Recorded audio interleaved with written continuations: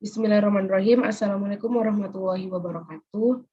Perkenalkan, nama saya Dewa Vitasari, NIM 2019 10 11 03 1119. Ingin mempresentasikan pertemuan keempat dari mata kuliah manajemen long film.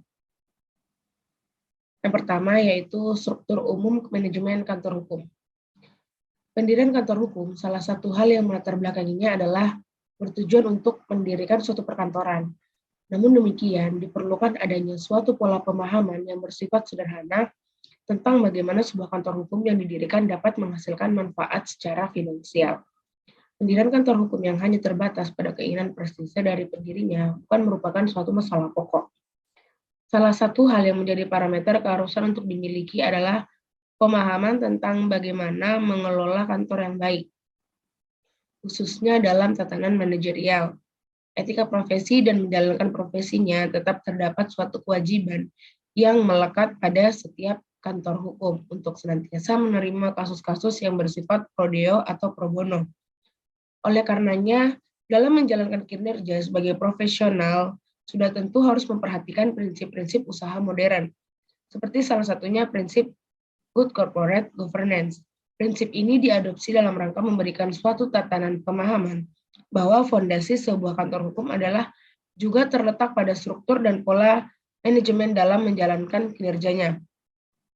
Manajemen yang diterapkan dalam kantor hukum haruslah manajemen yang senantiasa berupaya untuk meningkatkan profesionalisme dalam implementasi pengelolaan organisasi kantor hukum secara holistik. Oleh karena itu, kembali pada tatanan manajemen kantor hukum antara lain yang meliputi yang pertama, manajemen pekerjaan, yang kedua, manajemen kantor bidang sumber daya manusia, dan yang ketiga, manajemen pengembangan sistem. Selanjutnya, ada beberapa hal yang terlebih dahulu harus dilalui, yaitu sebagai berikut.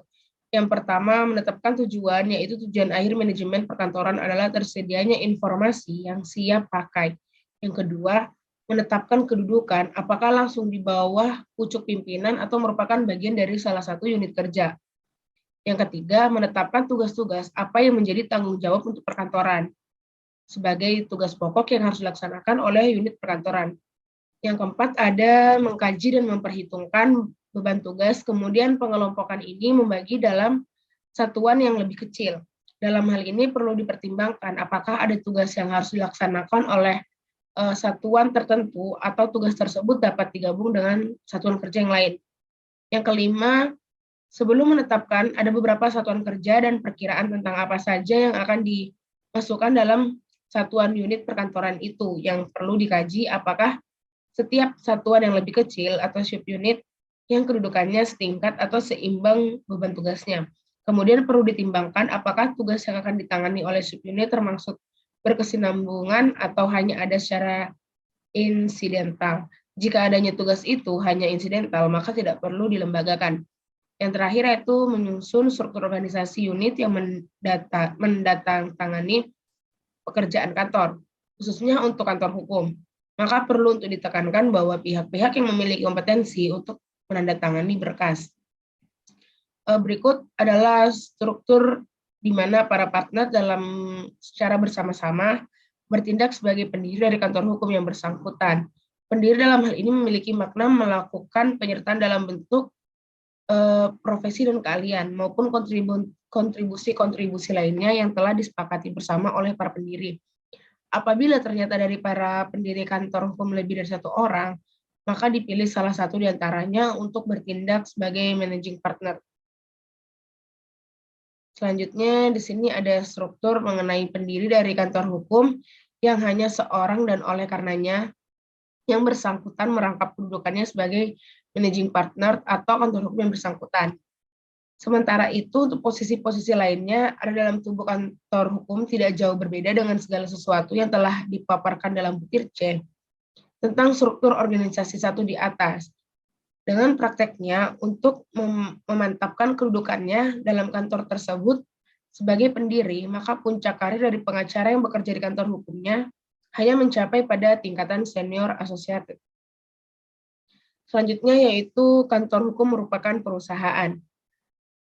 Surat izin usaha perdagangan atau SIUP adalah surat izin untuk dapat melaksanakan kegiatan usaha perdagangan yang di mana diatur pada pasal 1 angka 4 Permendak nomor 36 garing Mdak garing Per garing 9 garing 2007 tentang penerbitan SIUP. SIUP diwajibkan untuk dimiliki bagi setiap perusahaan yang melakukan usaha perdagangan. Diatur pada pasal 2 ayat 1 Permendak nomor 36 garing Mdak garing Per garing 9 garing 2007. Usaha perdagangan sendiri adalah kegiatan usaha transaksi barang atau jasa seperti jual beli, sewa beli, sewa menyewa yang dilakukan secara berkelanjutan dengan adanya tujuan pengalihan hak atas barang atau jasa dengan disertai imbalan atau kompensasi. Menurut pasal 4 ayat 1 Permendak nomor 46 garing Mdak garing Per garing 9 garing 2009 tentang perubahan Permendak nomor 36 garing Mdak garing Per garing 9 garing 27, pengurusan SIUP dikecualikan terhadap 1. Perusahaan yang melakukan kegiatan usaha di luar sektor perdagangan. Yang kedua, kantor cabang atau kantor perwakilan.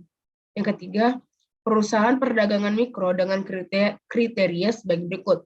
Yang pertama, usaha perseorangan atau persekutuan. Yang kedua, kegiatan usaha diurus, dijalankan atau dikelola oleh pemiliknya atau anggota keluarga atau kerabat terdekat dan memiliki kekayaan bersih paling banyak 50 juta rupiah, tidak termasuk tanah dan bangunan tempat usaha.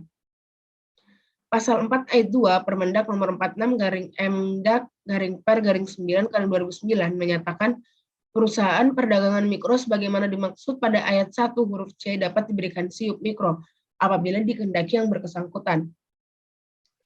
Umumnya didirikan dalam bentuk persekutuan, dan apabila melihat dari definisi sebagaimana dimaksud dalam pasal 4 ayat 1 huruf C di atas, maka kantor hukum termaksud kategori perusahaan perdagangan mikro. Dan dengan demikian, pengurusan dapat diberikan dalam bentuk SIUP mikro apabila dikehendaki yang bersangkutan. Namun, apabila kantor hukum memiliki kekayaan bersih lebih dari 50 juta, tidak termasuk tanah dan bangunan tempat usaha, atau berbentuk PT, maka dengan demikian pengurusan SIUP tetap diwajibkan karena tidak termasuk dalam kategori perusahaan perdagangan mikro. Berdasarkan Peraturan Menteri Perdagangan Nomor 37 garing Mdak garing Per garing 2007 tentang penyelenggaraan pendaftaran perusahaan dan keputusan Presiden Nomor 53 Tahun 1998 tentang usaha atau kegiatan yang tidak dikarenakan wajib daftar perusahaan, diatur tentang usaha atau kegiatan yang bergerak di luar bidang perekonomian dan sifat serta tujuannya tidak semata-mata mencari keuntungan dan atau laba, sehingga dengan demikian tidak dikarenakan wajib daftar perusahaan sebagaimana dimaksud dalam UU Nomor 3 Tahun 1982 tentang wajib daftar perusahaan. Daftar usaha atau kegiatan yang bergerak di luar bidang perekonomian adalah yang pertama pendidikan formal, jalur sekolah, yang kedua pendidikan non formal atau jalur luar sekolah, yang ketiga jasa notaris, yang keempat jasa pengacara atau advokat dan konsultan hukum, yang kelima praktek perorangan dokter dan praktek berkelompok dokter, yang keenam rumah sakit, dan yang ketujuh klinik kesehatan. Melihat uraian di atas dan berdasarkan Permendak nomor 37 garing Mdak garing Per garing 2007, jangkau Kepres nomor 53 garing 1998, maka kantor hukum adalah termasuk bidang usaha atau kegiatan yang dikecualikan dan dari kewajiban pendaftaran perusahaan, sehingga tidak dibutuhkan TDP.